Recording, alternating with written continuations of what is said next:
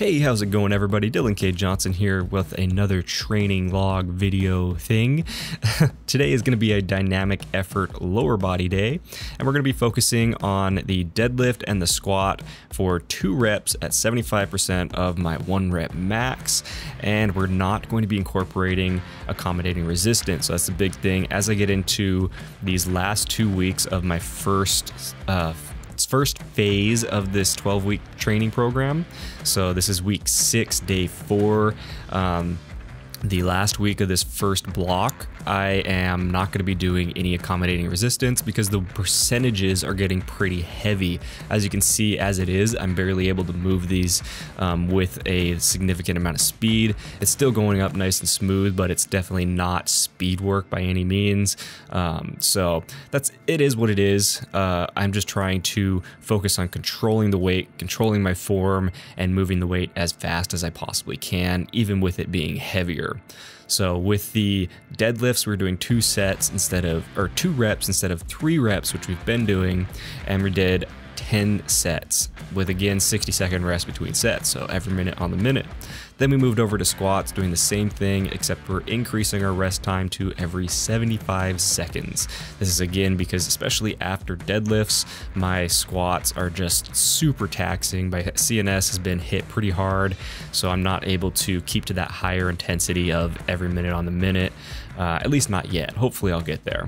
But one thing you may have noticed is I am actually using some new plates here. So recently at the start of this month, Rogue had a really good sale on these kg plates, and essentially I got them for about $700 off plus free shipping, which I got 459 kg, which is just over 1,000 pounds. I think it's 1,011 or something like that.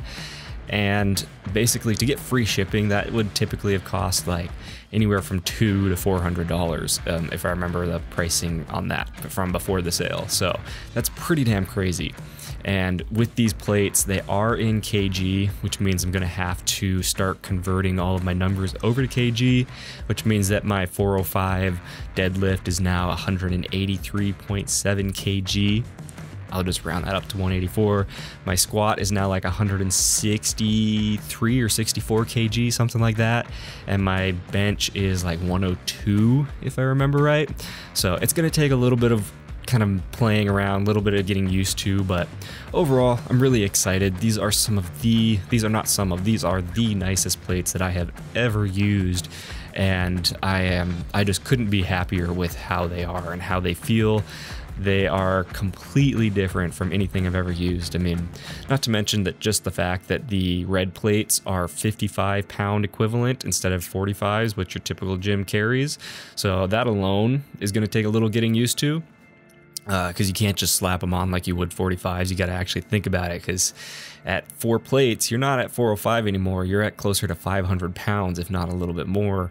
So one thing that kind of sucks is my barbell is still 45 pounds. It's not a 20 kg bar, which would be like 44 pounds.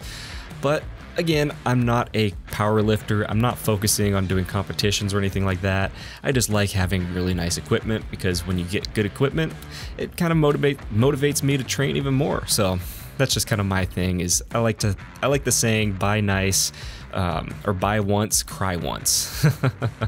So that's kind of my philosophy around buying gym equipment. Is I don't really want to buy anything that's cheap. I want it to be really nice quality, so they don't have to worry about buying it again.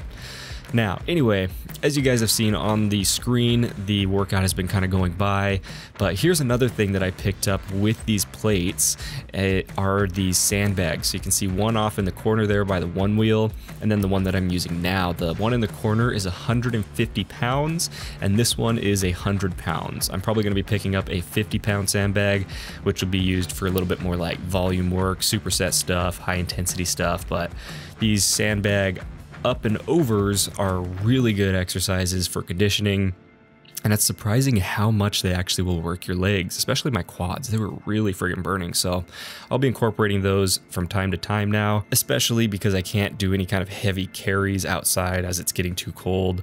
But anyway, last exercise for this workout was just SSB lunges, and with this I'm holding on to some band pegs that I stuck in my rack. It's definitely a little bit of assistance. It kind of cheats the movement just a touch, but I'd prefer to have that extra stability so that I can really focus on isolating the muscles that I'm trying to target, which in this case are the glutes and the quads. So that was the workout, kind of an update on my training and some of the new equipment. Hopefully you guys enjoyed. If you did, don't forget to hit that like button, subscribe, and I'll see you in the next one. Bye.